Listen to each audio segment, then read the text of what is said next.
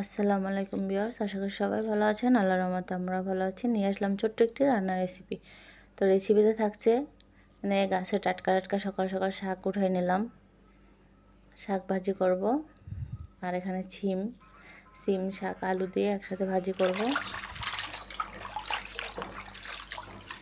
এই দেখেন এখন কালারগুলো কত সুন্দর লাগতেছে শাকের, কিন্তু তখন একদম কালারটা আসে নাই, কারণ ময়লা পড়েছিল। তো আর এখানে আমি কিছু ওই যে ছোলা সিদ্ধ করে নিলাম বুটের। তো আমি এটা বাটনায় বেটে নিয়েছি। তো দেখেন এই যে আমার ডালের হালুয়া বানানো হয়ে গেছে। তো কেমন হয়েছে অবশ্যই কমেন্টে বলে যাবেন। আর আশা করি ভিডিওটা ভালো লাগলে লাইক কমেন্ট শেয়ার করতে ভুলবেন না। ভিডিওটা এই পর্যন্তই। আল্লাহ হাফেজ।